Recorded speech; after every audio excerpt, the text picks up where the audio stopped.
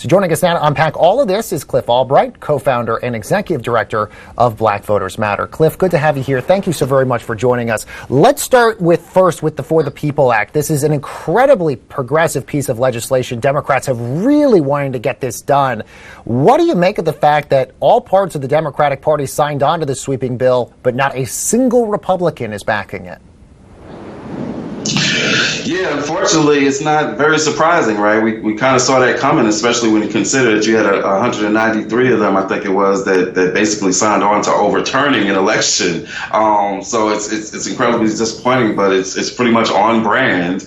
And we're just glad that the Democrats were able to keep their caucus together. We actually wish that it had happened sooner, right? If we had gotten some of this passed like on day one coming out of the inauguration, we might not be in the situation that we're in right now in Georgia and 43 other states. But we're glad that it's been on the agenda. We need the caucus, the Democratic caucus in the Senate, to also stand firm as the House Democrats have done. That's going to be a bit of a challenge because at the end of the day, we're believing there's not going to be one Republican senator that's going to sign on, and therefore we very likely will need to end the filibuster in order to get action on this in the Senate. Yeah, let's talk about that for a moment, because two of those individuals in particular that Democrats would need to end the filibuster, Joe Manchin and Kyrsten Sinema, have come out multiple times saying they have zero plans whatsoever to nuke the filibuster.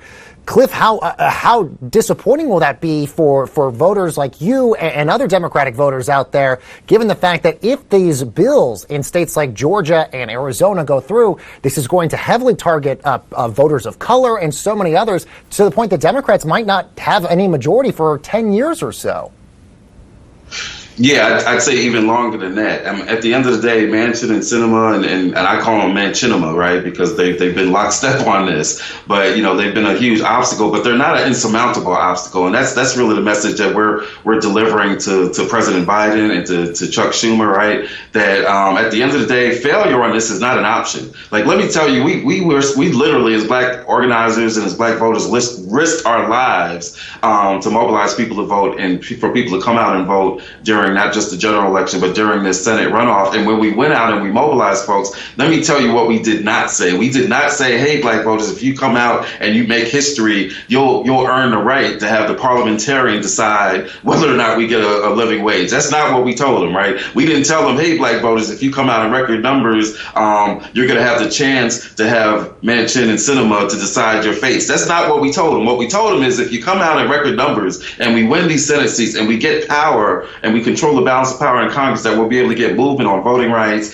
and living wage and the George Floyd Act, which was also voted on last night. That's what we told voters, and that's what voters expect. And so our demand is really Manchin and Sinema are who they are, but Joe Biden is the president. Right. And I'm not a big LBG, Lyndon B. Baines Johnson, cheerleader or whatever. But let me tell you what LBJ knew how to do. He knew how to twist some arms and work some deals, and how to get a voting rights act that even he inherently may not have really supported. Right. But he knew how to get his caucus and others to fall in line and pass some legislation. I don't need Joe Biden to be disappointed because of what the parliamentarian said. I don't need Joe Biden to be disappointed because of what Manchin and Sinema are saying. I need him and Charles Schumer to use every tool that they have at their disposal as the president, as the Senate Majority Leader, every carrot and every stick, every grant, every infrastructure project, everything that they have at their disposal to get their caucus to act right and get movement on these issues,